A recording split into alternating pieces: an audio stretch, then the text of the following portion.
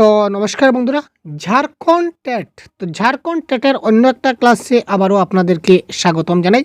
তো আজকে আমরা ঝাড়খণ্ড টেটের বাংলা প্যাডাগজি নিয়ে আলোচনা করব। তো আজকের ক্লাসটা একদম ছোট্ট ক্লাস হবে, মাত্র 15টা প্রশ্ন আমরা নিয়েছি। 15টা প্রশ্ন দিয়ে আজকে আমরা ক্লাসটা কন্ডাক্ট করব আপনাদেরকে সাথে নিয়ে। তো চলুন দেরি না করে আমরা সম্পূর্ণ ক্লাসটা দেখে নিই এবং বাংলা প্যাডাগজি, বাংলা প্যাসেজ, বাংলা কবি, বাংলা থেকে যা যা প্রশ্ন আপনাদের পরীক্ষায় আসে আপনাদের আর কোথাও যেতে হবে না ঝাড়খণ্ড টেটের জন্য বা সিটেটের জন্য। তো আমরা বিভিন্ন প্লেলিস্ট আছে, ঝাড়খণ্ড টেটের আলাদা প্লেলিস্ট আছে, আপার প্রাইমারি টেটের আলাদা প্লেলিস্ট আছে, সিটেটের আলাদা প্লেলিস্ট আছে। তো এই তিনোটা কোর্সের কিন্তু ক্লাস আমরা এখানে সিরিয়াল ওয়াইজ কন্টিনিউ আমরা করতে যাচ্ছি। তাই আপনারা যারা আমাদের এখনও আগের ক্লাসগুলো দেখেননি, তো প্লেলিস্টে গিয়ে আপনারা ক্লাসগুলো দেখে নিন। তো চলুন আমরা আজকের মূল ক্লাসে চলে যাই। তো এবারে আমরা প্যাডাগজির কিছু প্রশ্ন ডিসকাস করব, সাথে থাকুন। তো প্রথম প্রশ্ন দেখুন, পূর্ব উত্তরপ্রদেশের কৈত্য হিন্দির সঙ্গে পশ্চিম উত্তরপ্রদেশের কৈত্য হিন্দির সামান্য পার্থক্য আছে। এই পার্থক্য কী হিসেবে পরিচিত? অর্থাৎ উত্তরপ্রদেশ যে জায়গাটা রয়েছে, উত্তরপ্রদেশের পূর্ব উত্তরপ্রদেশের যারা হিন্দিতে কথা বলে কৈত্য ভাষা, এবং পশ্চিম উত্তরপ্রদেশে যারা হিন্দি ভাষায় কৈত্য মানে যারা হিন্দি ভাষায় যে কথাবার্তা বলে, এই দুই যে এক নম্বর হচ্ছে কি পূর্ব উত্তরপ্রদেশ, আরেকটা হচ্ছে পশ্চিম উত্তরপ্রদেশ। এই দুইটা প্রদেশের মধ্যে যারা হিন্দি ভাষায় কথা বলে, তাদের সেই হিন্দি ভাষার যে কথনের মধ্যে বা কথা বলার মধ্যে সামান্য একটা পার্থক্য আছে। তো এই পার্থক্যটা কী হিসাবে পরিচিত? হিন্দি ভাষার দুইটা উপভাষা, দুইটা ভিন্ন ভাষা, দুটি হিন্দি ভাষার একটি উপভাষার অন্তর্গত, দুটি কালক্রমে ভিন্ন ভাষা হয়ে উঠবে। তো কারেক্ট আনসার কী হতে পারে আপনারা খুব তাড়াতাড়ি আমাদেরকে জানাবেন। তো এই ক্ষেত্রে আমরা একটা কথা বলি, এখানে দেখুন, এখানে এটাও কিন্তু হিন্দি ভাষা, এটাও হিন্দি ভাষা, তাই দুইটি ভিন্ন ভাষা এটা আমরা বলতে পারি না, এটা ক্যান্সেল। আর দুইটা হিন্দি ভাষার একটা উপভাষা হয় না, ঠিক আছে? একটা হিন্দি ভাষার অনেকগুলো উপভাষা, অর্থাৎ একটা মেইন ভাষার অনেকগুলো উপভাষা হয়, আর একটা উপভাষায় অনেকগুলো মেইন ভাষা হয় না। যেমন ধরুন, যদি বলি আমি বাংলা ভাষা, তো বাংলা ভাষার কিন্তু অনেকগুলো উপভাষা আছে, ঠিক আছে? কিন্তু একটা উপভাষার অনেকগুলা মেইন ভাষা হয় না। ক্লিয়ার? সুতরাং এই অপশন নাম্বার 3টাও ক্যান্সেল। দুইটা কালক্রমে ভিন্ন ভাষা হয়ে উঠবে। এখানে ক্লিয়ার বলা আছে যে হিন্দি ভাষার কথা বলা হচ্ছে, তারা হিন্দিতে কথা বলে, তাই এখানে ভিন্ন ভাষা কি করে হয়ে উঠবে, এটা ক্যান্সেল। তো কারেক্ট আনসার হবে হিন্দি ভাষার দুটি উপভাষা। ক্লিয়ার? তো হিন্দি ভাষার দুইটি উপভাষা মানে অর্থাৎ সবাই কিন্তু পূর্ব উত্তরপ্রদেশ এবং পশ্চিম উত্তরপ্রদেশে যারা রয়েছে সবাই কিন্তু হিন্দি ভাষায় কথা বলে, ঠিক আছে? একটু পার্থক্য, তার কেন পার্থক্য? কারণ তাদের উপভাষাগত দিক দিয়ে পার্থক্য রয়েছে। হিন্দি ভাষার দুইটা উপভাষা রয়েছে। ক্লিয়ার? নেক্সট প্রশ্ন আমরা দেখি, ভাষা শিখনের ব্যাপারে নিচের কোনটি সত্য নয়? Question number 17।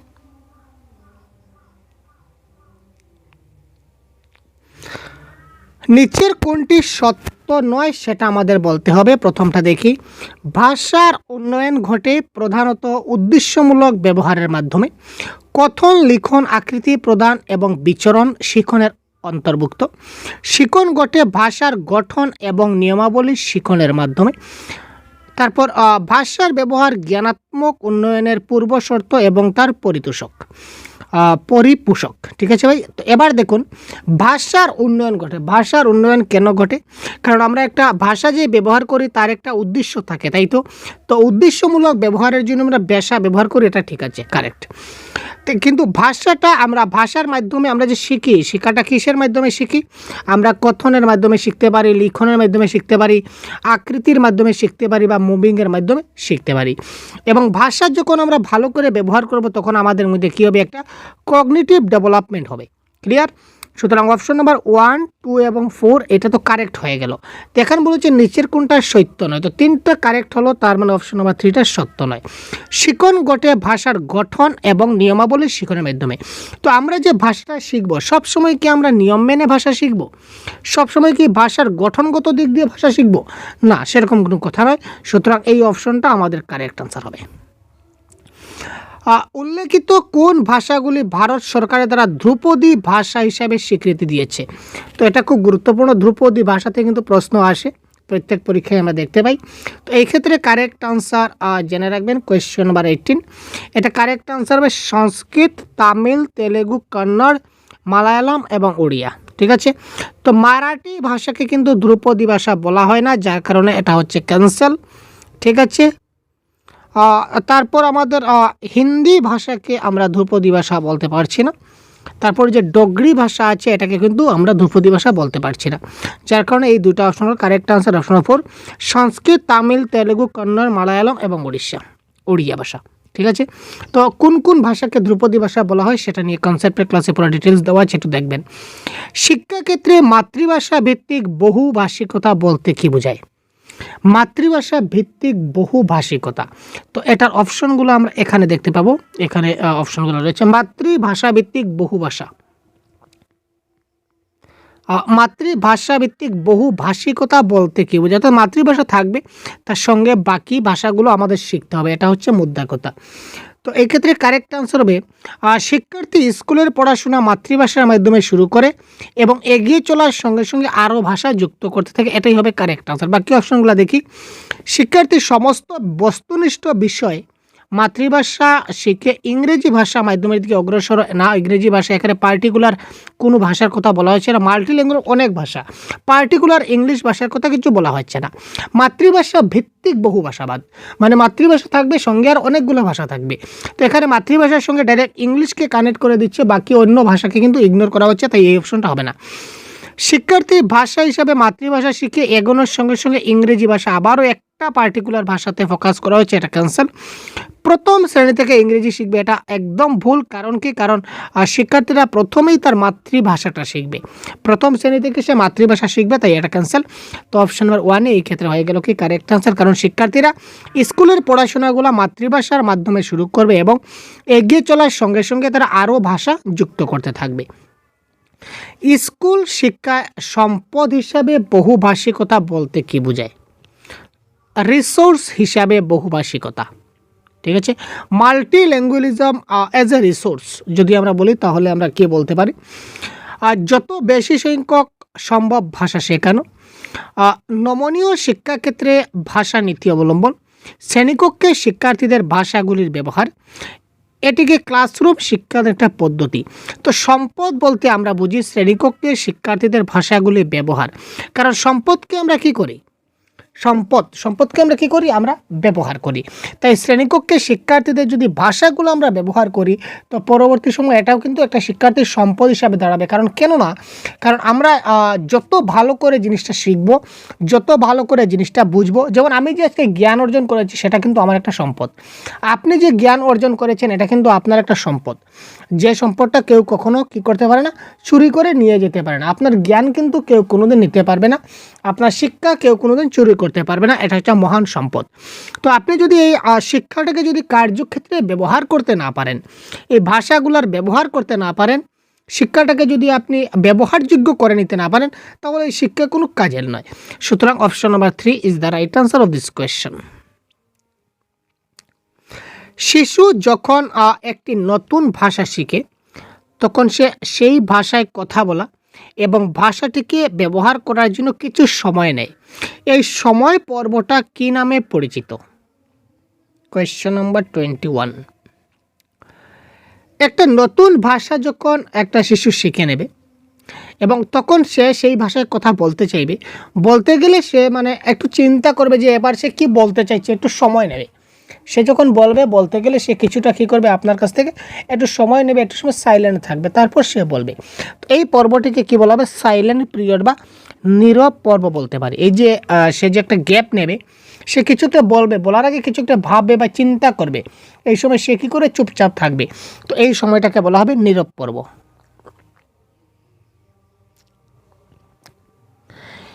শিক্ষিকা শিক্ষার্থীদের কিছু এই দেখুন দুইটা যুক্তাক্ষর দেওয়া আছে। ঠিক আছে, আমরা যদি বলি দন্তন্য এবং ট দিয়ে একটা যুক্তাক্ষর, আর মধ্যাহ্ন এবং একটা ড দিয়ে একটা যুক্তাক্ষর। এই যুক্তাক্ষর যুক্ত শব্দ যেমন ঘণ্ট, মুন্ড ইত্যাদি দিলেন এবং সেগুলিকে ঠিকমতো উচ্চারণ করতে বললেন। এই যুক্তাক্ষর বিশিষ্ট শব্দ তিনি উচ্চারণ করতে বললেন। এই যে শব্দ জোড়াকে কী বলে? ঘণ্টমুণ্ড, অর্থাৎ একটা ভিন্ন যুক্তাক্ষর বিশিষ্ট শব্দ। এই শব্দ জোড়াকে আমরা কি বলতে পারি? এটাকে দেখুন ঘণ্টর সঙ্গে মুণ্ড, সেটা মানে আমরা যদি বলি রাইমস ওয়ার্ড, তো রাইমসগত দিক দিয়ে কিছু মিলছে? মোটেই মিলছে না। আমরা কিছু তুলনাও এখানে বুঝতে পারছি না, কোনো অপোজিটও বুঝতে পারছি না, কোনো কম্পারেবলও তুলনাও কিছু বোঝা যাচ্ছে না।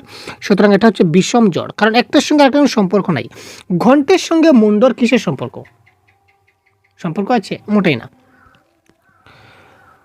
গৌরব রাস্কিন বল্ডের গল্প পড়তে ভালোবাসে এবং সময় পেলেই তার লেখা গল্প পড়ে। এই পড়া বা পঠনটিকে কি বলা হয়? সে কিন্তু গল্প সে মনের আনন্দে পড়ে এবং গল্প পড়তে ভালোবাসে, যার কারণে সে গল্প পড়ে। এই যে পড়া, এই পড়াকে কি বলা হয়? Question number 23। সে খুব মনোযোগ, সে বিন্দাস গল্প পড়ছে, তার মানে সেটা কি?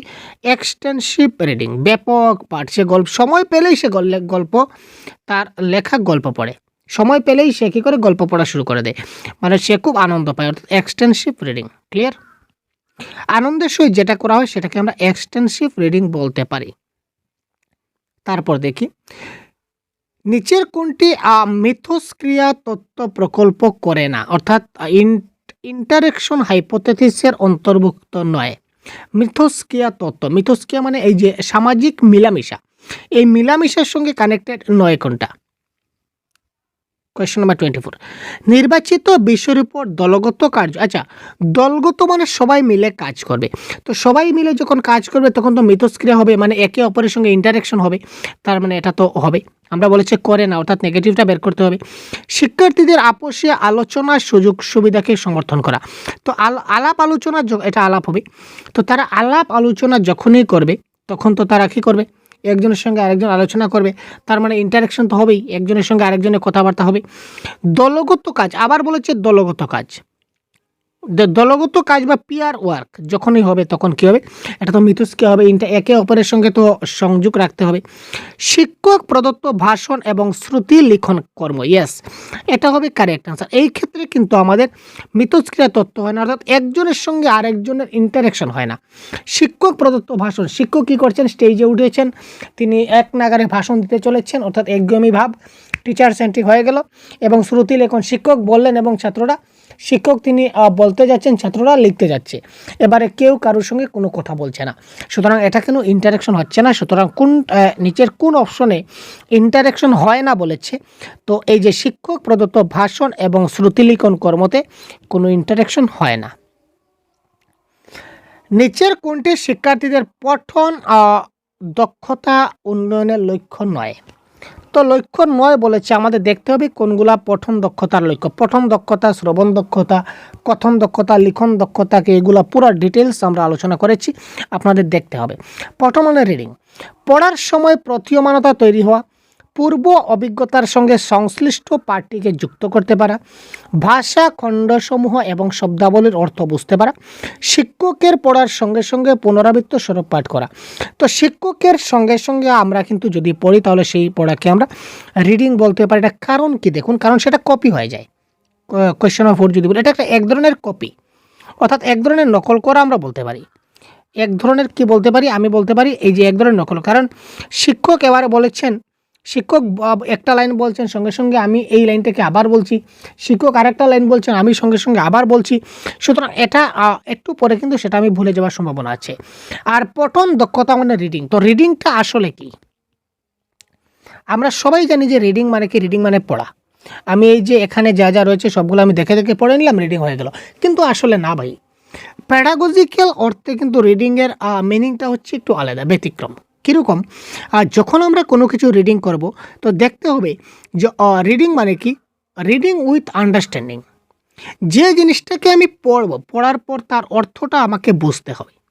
অর্থটা যদি আমি যদি না বুঝতে পারি কোনো একটা জিনিস পড়ে, তো সেই পড়াকে আমি প্যাডাগজিক্যালি আমি পঠন বলতে পারবো না। তো শিক্ষকের পড়ার সঙ্গে সঙ্গে যদি পুনরাবৃত্ত স্বরূপ পাঠ করি তাহলে সেটা আমি তার অর্থ কিচ্ছু আমি হয়তো নাও বুঝতে পারি, আমি শুধু পড়তে, কিন্তু বাকিগুলোতে আমার এখানেও কিন্তু পড়ার সময় আমার অর্থ হচ্ছে পূর্ব অভিজ্ঞতার সঙ্গে পাঠ যুক্ত হবে, মানে একটা রিলেটেড আছে আমার অর্থ আন্ডারস্ট্যান্ডিংয়ের ক্ষেত্রে, এবং এখানে শব্দগুলি অর্থ বুঝতে পারা ডাইরেক্ট লেখা আছে, তাহলে এই তিনটা হবে না। এই তিনটা হচ্ছে ভাষা উন্নয়নের লক্ষ্য, পঠন দক্ষতা উন্নয়নের লক্ষ্য, কিন্তু 4 নম্বরটা আমার লক্ষ্য নয়।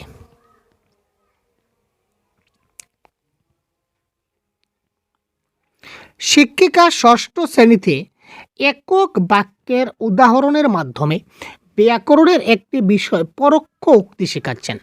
শিক্ষিকা কী করছেন? ক্লাস 6-এ রয়েছেন। তো ক্লাস 6-এ যখন তিনি রয়েছেন তখন তিনি কী করেন? একটা উদাহরণের মাধ্যমে তিনি তাদের পরোক্ষ উক্তি শেখাচ্ছেন, মানে ইনডাইরেক্ট ন্যারেশন। তিনি শিক্ষার্থীদের প্রভূত অনুশীলন করালেন এবং তারপর কিছু প্রত্যক্ষ উক্তিকে পরোক্ষ উক্তিতে পরিবর্তন করার কাজ দিলেন। তিনি প্রথমে তাদেরকে একটু শিখালেন, একটা যে কোনো একটা একক বা একটি বাক্যের মাধ্যমে তিনি পরোক্ষ উক্তি কী করে করতে হয় সেটা শেখালেন। তারপর তিনি তাদের কিছু প্র্যাকটিস করালেন যে প্রত্যক্ষ থেকে পরোক্ষ কী করে করা যায় বা প্রত্যক্ষ থেকে পরোক্ষ কী করে করা যায়, তিনি কী করলেন? কিছুটা তাদের শেখালেন। শেখানোর এই যে পন্থা, এই পন্থা কী নামে পরিচিত? এখানে দেখুন শিক্ষা, মনোবৈজ্ঞানিক, ব্যাকরণ। এখানে ব্যাকরণ প্যাডাগজিক্যাল, এখানে আমরা কি করছি? তিনি এখানে পরিবর্তন, প্রথমে তিনি অনুশীলন করাচ্ছেন, শেখাচ্ছেন, মানে তিনি এখানে কি করছেন ভাই? উপস্থাপন, অনুশীলন এবং উৎপাদন, প্রেজেন্ট, প্র্যাকটিস অ্যান্ড প্রডিউস এখানে করছেন। প্রথমে তিনি কি করলেন? একটা বিষয় উপস্থাপন করলেন, একটা বাক্য দিয়ে তিনি জিনিসটাকে উপস্থাপন করলেন। তারপর তিনি অনুশীলন করালেন, মানে প্র্যাকটিস করালেন, এবং তারপর তিনি পরিবর্তন করার কাজ দিলেন যে তোমরা এবার নিজে থেকে করো। অর্থাৎ তিনি বাচ্চাদের মধ্যে যে উৎপাদনশীলতা এবং প্রডিউস করার ক্ষমতা এটা আছে কিনা না এটা দেখতে চাইলেন। সুতরাং অপশন নাম্বার 4 এই ক্ষেত্রে হয়ে গেল আমাদের কি কারেক্ট আনসার। একজন শিক্ষিকা বর্ষাকালীন প্রতিরোধমূলক ব্যবস্থা গ্রহণ বিষয়ে পৌর সংস্থা প্রচারিত একটি পুস্তিকা দেখলেন। তিনি তার বিভিন্ন কর্মবার বা টাস্কের মাধ্যমে সেই পুস্তিকাটিকে পড়ুয়াদের পঠন এবং শব্দভাণ্ডার শেখানোর জন্য ব্যবহার করলেন। এখানে এই পুস্তিকাটিকে কী বলা হয়? একজন শিক্ষিকা কী করলেন? এই যে বর্ষাকালীন সময় অনেক বন্যা আসে, তো এই বন্যার যে প্রতিকারমূলক ব্যবস্থা বা প্রতিরোধমূলক ব্যবস্থা গ্রহণের জন্য পৌরসভায় কী করলো? একটা বই প্রচারিত করলো। তো এই বইটা তিনি দেখলেন, পুস্তিকাটা দেখলেন। দেখার পর তিনি ওই বইয়ের ভিত্তিতে তিনি বিভিন্ন টাস্ক কিংবা কর্মভার শিক্ষার্থীদের পড়তে দিলেন, এবং এই শব্দভাণ্ডার শেখানোর জন্য, এই শব্দভাণ্ডারগুলো শেখানোর জন্য এই বইটা তিনি কী করলেন? ব্যবহার করলেন। এখানে এই পুস্তিকাটিকে কী বলা হবে? Question number 27। এটাকে বলা হয় অথেন্টিক ম্যাটেরিয়াল। এটা কী বলবো? কারণ এই সঙ্গে রিলেট করে তিনি কাজ করছেন, সুতরাং এটাকে বলা হবে কি? এটাকে বলা হবে অথেন্টিক ম্যাটেরিয়াল। কারণ এই ম্যাটেরিয়ালের মাধ্যমে তিনি কি করলেন? তিনি বাচ্চাদেরকে একটা মানে বাস্তব জিনিসে শেখাবার চেষ্টা করছেন। সুতরাং এটাকে বলা হবে অথেন্টিক ম্যাটেরিয়াল। কারণ এই ধরনের ম্যাটেরিয়াল, যে ধরনের ম্যাটেরিয়ালস মাধ্যমে ডাইরেক্ট আমরা সরাসরি শিশুদের শব্দভাণ্ডার শেখাতে পারি, বা মানে পরিস্থিতির সঙ্গে রিলেট করে আমরা যে পরিস্থিতিতে যা ব্যবহার করা দরকার, এই পরিস্থিতি যদি এটা ব্যবহার করি, তো এটাকে বলা হবে কি? অথেন্টিক ম্যাটেরিয়াল আমরা বলতে পারি। তারপর কোয়েশ্চন নাম্বার 28 কি বলেছে? সপ্তম শ্রেণীর একজন শিক্ষিকা তার পড়ুয়াদের কয়েকটি দলে বিভক্ত হয়ে এমন কয়েকটি থিম বা বিষয়বস্তু নির্বাচন করতে বললেন। একজন শিক্ষিকা কী করলেন? তার পড়ুয়াদের কয়েকটা দলে ভাগ করলেন, এবং দলে ভাগ করে তিনি কয়েকটা বিষয়বস্তু নির্বাচন করতে বলেন, যেগুলির মাধ্যমে তারা তাদের শহর এবং শহরের চারপাশটাকে গভীরভাবে চিনে নেওয়ার জন্য তথ্য সংগ্রহ করবে। দলের মধ্যে সেইগুলি নিয়ে তারা আলোচনা করবে এবং শেষে একটা প্রতিবেদন বা রিপোর্ট লিখবে। ক্লিয়ার? এই কার্যকে কি বলা হবে? তিনি প্রথমে তাদের কী করলেন? প্রথমে তাদের কয়েকটা দলে ভাগ করলেন। প্রথমে তিনি শিক্ষক কী করলেন? কয়েকটা দলে ভাগ করে নিলেন। দলে ভাগ করার পর কয়েকটা থিম বা কয়েকটা বিষয়বস্তু, মানে যে দল, এক এক দলকে এক একটা বিষয় দিয়ে দিলেন, এক একটা কন্টেন্ট, এক একটা কনসেপ্ট যেটা বলতে পারি, এক একটা থিম এক এক দলকে ভাগ করে দিলেন। তারা তাদের শহর এবং শহরের চারপাশটাকে গভীরভাবে চিনে নেওয়ার জন্য তথ্য সংগ্রহ করবে, এবং সেগুলি দলের মধ্যে তারা আলোচনা করবে এবং শেষে একটা প্রতিবেদন কিংবা রিপোর্ট লিখবে এই বিষয়গুলো নিয়ে। তো এই যে কাজ, এই কাজটাকে কি বলা হবে? এটাকে আমরা বলতে পারি এটা হচ্ছে প্রজেক্ট ওয়ার্ক। কারণ এখানে কি করতে হবে, কিছু ডাটা কালেকশন করতে হবে, তারপর সবাই মিলে মিলেমিশা করতে হবে, সবাই মিলে একটু জিনিসটাকে ভালো করে গতিয়ে দেখতে হবে, তারপর একটা প্রতিবেদন রিপোর্ট লিখতে হবে। তো এই ধরনের কাজ কোথায় হয়, যখন এই প্রজেক্ট ওয়ার্ক হয় তখন এই ধরনের কাজ আমাদের করতে হয়। নিচের কোনটিকে পোর্টফোলিও মূল্যায়ন বলা হবে? পোর্টফোলিও মূল্যায়ন কোনটিকে বলা হবে আমাদের একবার দেখতে হবে। শিক্ষার্থীদের সামগ্রিক মূল্যায়নের উদ্দেশ্যে তাদের বিভিন্ন শিখন নমুনা সংগ্রহ এবং নথিভুক্তকরণ।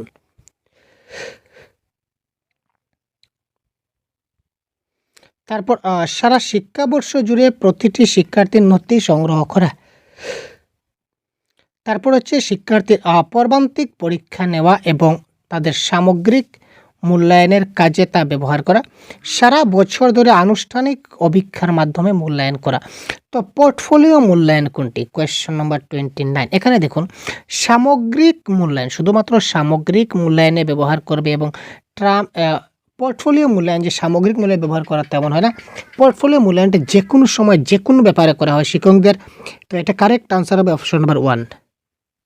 তো কেন এটা অপশন নম্বর 1 হবে? কারণ সামগ্রিক মূল্যায়নের উদ্দেশ্যে যখন আমরা তার সামগ্রিক মূল্যায়ন করব, অলরাউন্ড ডেভেলপমেন্টগুলো যাচাই করতে হবে, তখন তাদের বিভিন্ন শিখন নমুনা সংগ্রহ করব, তার বিভিন্ন শিখন নমুনা সেগুলো সংগ্রহ করে একটা ফাইলে আমরা কভার করে রাখবো, অর্থাৎ নথিভুক্ত করে রাখবো।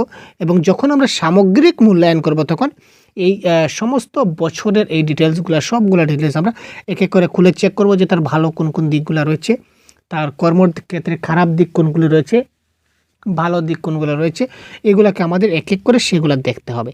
তাই এক্ষেত্রে correct answer option number 1 is the right answer. Sign language সম্পর্কিত কোন মন্তব্যটি সঠিক? সংকেত ভাষা বা সাইন ল্যাঙ্গুয়েজ সম্পর্কিত কোন মন্তব্যটা সঠিক, এটা আমাদের বলতে হবে। সংকেত ভাষার ব্যাকরণ আছে, সংকেত ভাষার ব্যাকরণ নাই। সংকেত ভাষা হচ্ছে একটি নির্ধারিত ইঙ্গিত বা ভঙ্গিগুচ্ছ। সংকেত ভাষা সারা পৃথিবীতে নেই।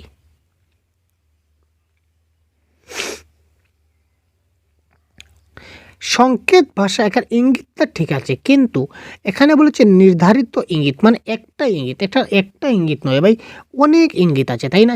বিভিন্ন ইঙ্গিতে আমরা বিভিন্ন আকার ভঙ্গিতে বিভিন্নভাবে আমরা দেখাতে পারি সংকেতের মাধ্যমে। তাই সুতরাং এটা হচ্ছে না। সংকেত ভাষা সারা পৃথিবীতে এক, সেটা কোনো কথা নয়। তো একটা কারেক্ট আনসার আমাদের হবে সংকেত ভাষারও কিন্তু একটা ব্যাকরণ আছে, ঠিক আছে না?